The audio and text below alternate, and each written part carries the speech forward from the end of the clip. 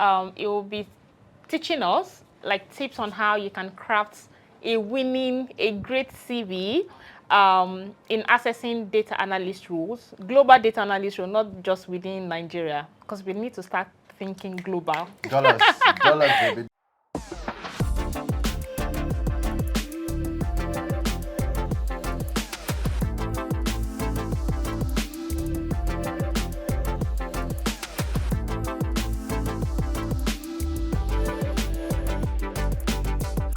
Hello everybody, welcome to our YouTube channel. It's me, I'm back again. I know. Hi guys, welcome if you're new here, or welcome back if you're a returning subscriber. My name is Adebola, and with me is Emmanuel, and this is the second time on the channel. But today we're not talking about our friendship. It will be teaching us like tips on how you can craft a great CV in accessing data analyst roles, global data analyst role, not just within Nigeria, because we need to start thinking global. Dollars, dollars, baby, dollars and pants. Yeah. So it will be teaching us on like tips, especially as a beginner or whatever stage you are at your career, and that will be the focus of the conversation. But before we go into that, I would also like Emmanuel to introduce himself. Hello everybody, it's your favorite HR buddy, Emmanuel Faith. You know, I come with all the energy and vibes. Okay, let's be serious now. My name is Emmanuel Faith. I'm an HR manager, HR consultant, HR professional. I have almost a decade experience across different industries, renewable energy, fintech, digital media. I'm now back to fintech. Right, they say that fintech likes me a lot. When I'm not doing 9 to 5, I watch a lot of women football. I have vested interest in women's sports, and I watch a lot of K-drama, unlike some people. Yeah, I know. Like some of us. I also watch K-drama. It's just I'm not that obsessed with it. She watches crime movies. I'm not sure that if you're a subscriber, you know that. Okay, so but before we go into like the questions, have you ever come across a CV and you're like, wow, this is incredible? Yes, a couple times, and I'll probably just give one or two illustrations. One was a graduate of Uniben who had interned with Goldman Sachs, but that was not what was exceptional. What was exceptional was how he was able to sell his leadership and volunteer skills. He was also a member of SFC. If you're a finance person and you're watching this, you know what SFC is. That's Student Finance Club. Some institutions have it as TIS, that's the Investment Society. And he was able to he was a computer engineering student. Okay. So he was able to sell, despite the fact that in the beginning he had computer engineering, he was able to talk extensively about his finance all through. From what he did at Student Finance Club to what he did at Goldman Sachs. He did not just talk about the role, he talked about how his engineering background contributed to what he did in finance, and I just thought that was profound. Yeah, so that's I like that one. too. I like that. Yeah, that's and I also like the fact that he's also not someone that has work experience, because that's also one of the things people struggle with, and they're like, oh, I don't have work experience, what do I need to do? sell? But then he was still able to like sell himself with his degree and also his volunteering experiences. Yeah, that's Interesting. An extra question, what's one random thing people don't know about you? Well, I'm about to debunk that on my YouTube channel, so subscribe. But yeah, I think right now is that people don't know I'm an introvert. I was very silent about it for the longest period of my life, but when I clocked 30, I clocked 30 this year, guys. So if you're not 30, kneel down. Greet me, say And say, Uncle sir. You know.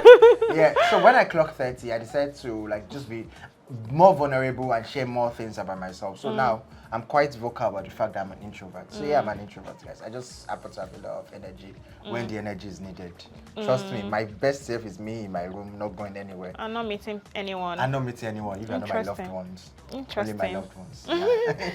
Thank you. Okay, so let's go into like the main questions that we have for the video. What are the must-have elements in like writing a CV that will stand you out, irrespective of the role you want to apply for, especially as a beginner? Okay, so I love the emphasis on beginner, and I'm just going to stick with bullet point because I can spend the next 1 hour teaching CV, guys. Okay. But must have as a beginner. One is, aside the name, email, phone number, I beg you, this is 2024. ladysexy@gmail.com ended in the 2000s. This is 2024. Dustbin. Dustbin, you know. Your name, your surname, your name. An array of a string of your names, please. That should be what your email address is. So after that, I feel like as a beginner, you should always have a career objective.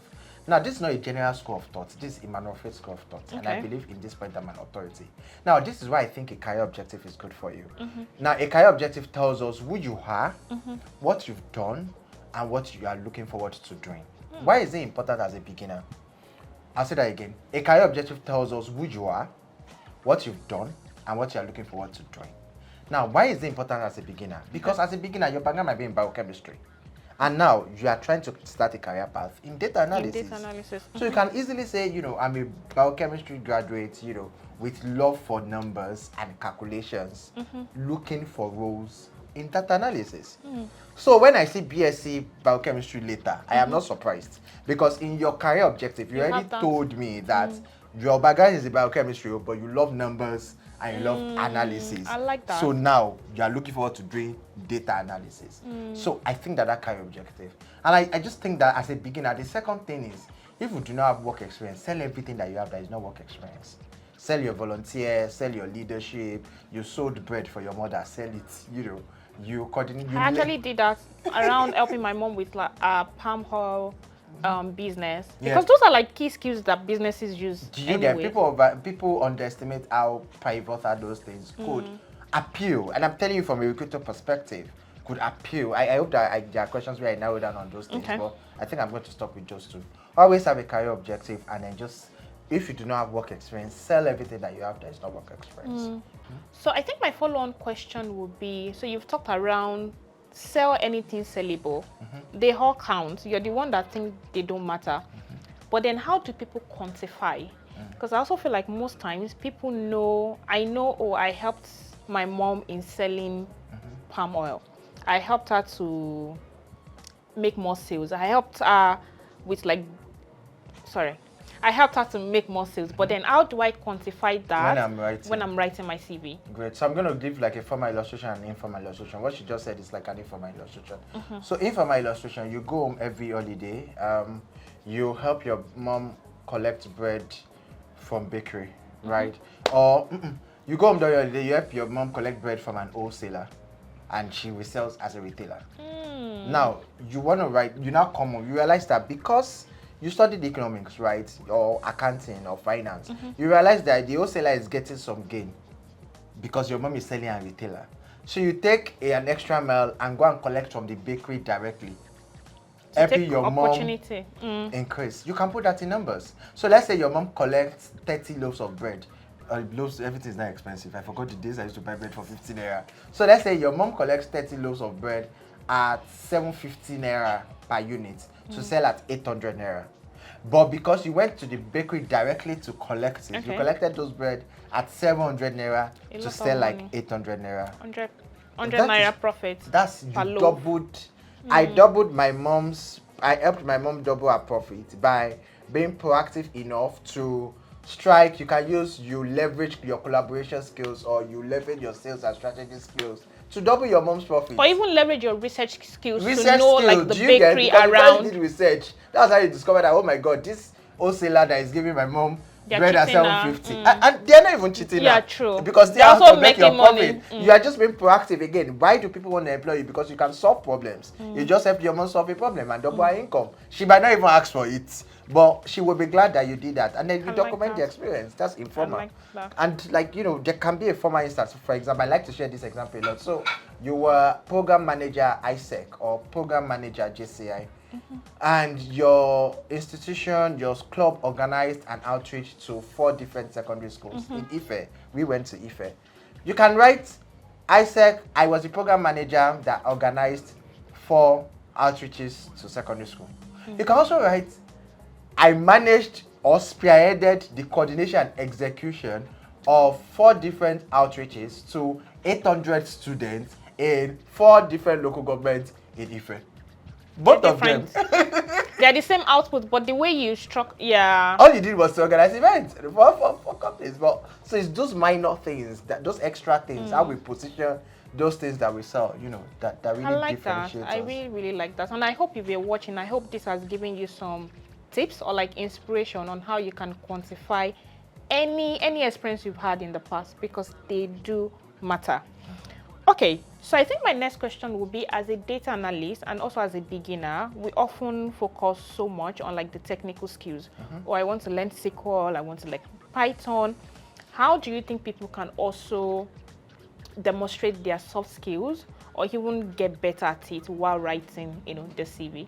No, I think I'm going to talk about getting better at it first. So I think that it's very important that you possess these skills first. And what I tell technical talent working in tech environment is the importance of curiosity. So a data analyst, you analyze with SQL or Python as the case may be. I do not know those things. Okay. But who owns the data, right? Where do they even get the data from? For instance, you work in a fintech. You should be friends with the customer experience team. Because all the data that you get, all the numbers and the stuff, they are the ones talking to the people that have those data. So while you are analyzing, proliferating, departmentalizing, compartmentalizing, there is some extra knowledge that you gain from just talking to customer experience team. And that way, you are developing your communication skills, two, collaboration skills. So imagine that because of the insight you gain from interacting with the CX team sometime, you developed or you suggested a product to the product manager. It might even be a feature. Or from trends, we realize that when people's saving is mature, they don't know that they can move it to stash before moving it to the accounts. Okay. They are always looking for move to accounts, while the instruction is move to stash. Just because you've noticed that trend, when people call 10 times out of 12, what they complain about is, you're able to suggest that. And guess what? You write it in your CV. I collaborated with the product team and the customer experience team to develop a feature. Of course, you didn't develop the feature, we know. But the fact that you contributed to that, when I'm reading that as a CV, I'm like, this one is not just a data analyst. He or she or they or them are data analysts that understand beyond what they do day to day, how what they do contributes to the business. Yeah, and just to add to what you said, as a data analyst, you even do more than just trying to understand data, because you also work with like different stakeholders, people you're presenting the data to, or the people that are giving you the data, which is like the customer service rep, the example that you shared. Yeah, so I think my second to the last question would be, so it's getting harder to get a data analyst role, right? And people spend a lot of time in like applying, and I mean, as a recruiter, I'm sure you understand that can be very hard. Yes. What are the tips that you can recommend, especially when people are trying to like get their first role? Yeah, get their first role and they're trying to apply to like multiple roles. Like, do they need to like what are the tips that you have as regards like writing the CV and also ensuring that the CV that you're writing matches the different roles that you're trying to like apply to? Okay, great. That's a very brilliant question. However, I'm going to answer one part and I'm going to refer one part. Okay. So on the CV part, I actually have a old video on writing CV. So she's going to link that in the description. Okay. And I'm saying that because I want to really focus on the second part. Okay. Now, if you're a data analyst, that's great. And it's okay to be industry agnostic. But do you know that as a beginner, you have a blank plate? A tabula rasa, as they taught us in philosophy. This is what I mean. So you're a beginner, you are learning data analysis, and you want to work with sports, right? There's enough data everywhere. Like, I'm always jealous of data analyst people because you can build projects that they not send you from anywhere. One of my acquaintances that started with Twitter Mutuals did a data set on the top 100 women, top 100 sports women, their finances, their earning and everything. It didn't even blow up. And then I saw it. But because I am interested in sports, I did a whole thread on it. And then like people now started visiting it. And she was like, she just woke up that why did this tweet that she made like 6 months ago? Started because getting the traction. Tweet probably had like maybe 20 likes and 10 reposts. But I accidentally saw it. So create data, like do individual projects. There is enough things. As at the time we are shooting this video, American election just ended. So you want to work in NGO or you want to work with governance. Can you analyze that? Right? You are interested in FMCG. People have been talking about Milo, Bonfita, Unilever, everything. Can you do a data set on what's the impact of all the manufacturing and FMCGs that have left Nigeria? How many people have lamented about Milo, how does it impact the prices? There is enough data to build things about. And then if you are good in storytelling, good for you. If you are not good in storytelling, find friends that are good in storytelling. Tell them, I just analyzed this thing. I've done this thing. I want to tell a story about it. Can you help me? Post it on LinkedIn, post it on Twitter. Tag 10 people, tag Adebola, right? Tag 10 people. Let me tell you how these things work. If you tag Adebola will post it. I'll see it on our timeline. I don't even know anything about data. But I will click it. If it's something I'm interested in, I have vested interest in FMCG, because that's where I started my career. I have interest in sports, which is why I discovered that there are a lot of things. I might not even be interested, but because Adebola reposted it and it makes sense, I repost it. Yeah, and we're friends. And we are friends. And then it gets to someone, and someone just like, oh my God, this is exciting. I want to speak to the person that did it. So my advice to you is actually, while you are waiting for that role, like, do things yourself. There are a lot of things that you can do. And don't just do things and keep it on your laptop. Bro, put it out there. We want to see those things. Like, we don't. You say, one final thing for beginner. You're a beginner. Like, there are a lot of things that you know that I don't know as an HR.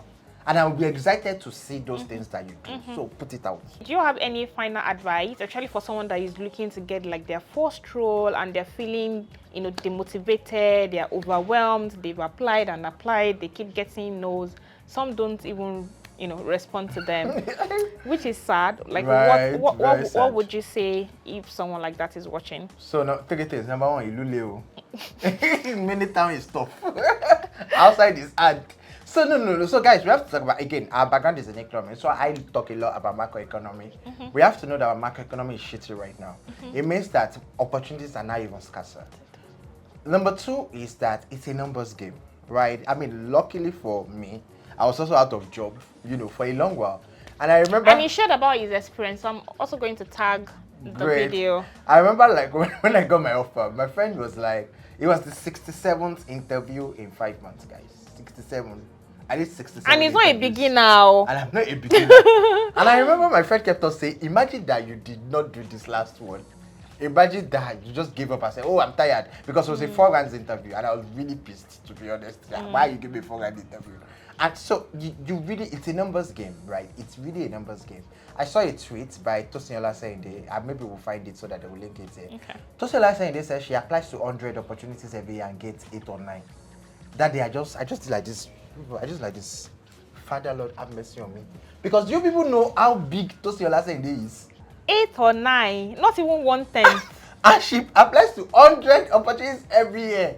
Wow. You can Google her name if you don't know her. I never start to, so that's tough. It's a number games, guys. It's a number games. There's just a lot of opportunities. Some people say no to you, and like it's not you, it's them. I promise you. Some people say no to you, and it's not you.